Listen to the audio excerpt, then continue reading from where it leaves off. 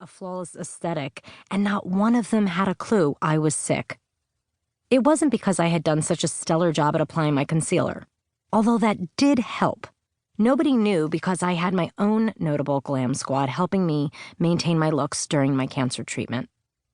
I had Ted Gibson telling me how to brush my thinning hair without pulling out additional strands. I had Dr. Brian Cantor, the dentist for 50 Cent, the New York Knicks, and Penelope Cruz, keeping me stocked up on rinses to prevent the mouth sores chemo normally caused. And I had Elle Gerstein, J-Lo's manicurist, giving me tips on how to keep my nails from falling out.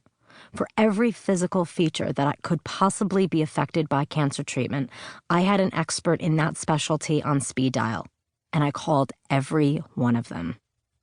If I hadn't been a beauty director with such incredible sources, I wouldn't have been able to show up at the party looking so good, so normal.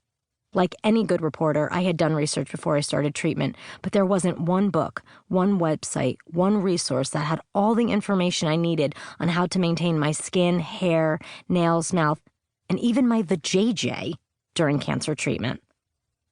For cancer patients, it's often considered taboo to care about your looks when you should be focused on fighting for your life.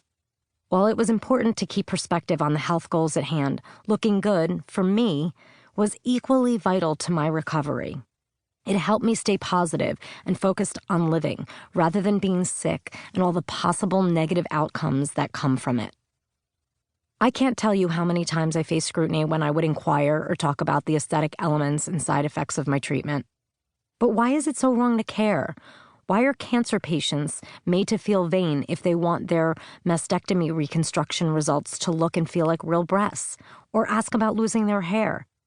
The fact of the matter is, beauty treatments are an adjunct therapy to cancer treatments. If you look good, you feel better. Even when I was feeling like shit, if I resembled a hint of my normal self, it helped me get out of bed and power through the day. They say there are more important things in life than beauty and fashion, but I'm here to tell you they are just as important, if not more so, when you're sick.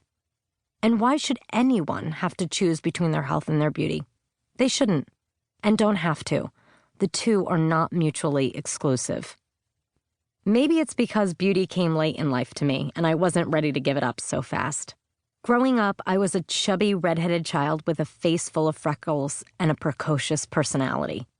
By high school, I had discovered my inner rebel, thanks to the Sex Pistols, and I did my best to channel Johnny Rotten with a neon orange, bi-level bob, 10-hole Doc Martens, and ripped clothes held together with safety pins. I also shared his pimply skin problem, too, which didn't win me any boyfriends. By college, Madonna was my idol, so normally push-up bras became my go-to fashion statement. I didn't have the bust for them, but I wore them like they were my job. When I took a gig as a shooter girl doling out shots of tequila and vodka at the Wave, a nightclub in Long Beach Island, bustiers became my uniform. It was then that I realized the power of boobs and fashion. When I graduated, I landed a job as an editorial assistant in a newsroom of my hometown paper. I worked the news desk typing up fire calls, police blotter, and obituaries. While I knew all the juicy scoops in town, I longed for a more glamorous role. On the night J-Lo wore that infamous slit dress to the MTV Music Awards, I scored an interview with the designer, Donatella Versace, and wrote up the story on Deadline. It was selected as the cover. 2 days later, I was promoted to the coveted job of fashion columnist. While I loved fashion, it always felt a bit cliquey to me. If you weren't a size 2 or rolling in money, there were certain things that would always be off limits. But beauty is democratic. Obsessed with Beyoncé's limited edition Chanel bag? Good luck getting one. Lover's smoky eyeshadow? The look is easy to achieve by anyone on any budget. When I became a beauty director at a national magazine, I got to interview all the greats in the beauty world. I listened to their tips and their tricks and then put them to work at home. In just a few years, I had transformed into a full-fledged glamour girl, and it was just as I was feeling like I was coming into my own, achieving my potential fabulousness, that I was diagnosed with cancer. Talk about bad timing. For 1 in 8 women who are diagnosed with breast cancer every year, the 1 in 17 women diagnosed with lung cancer, or the 1 in 23 who will be diagnosed with colorectal cancer, most of us don't know how to adjust our beauty routines during treatment, surgery, and life after.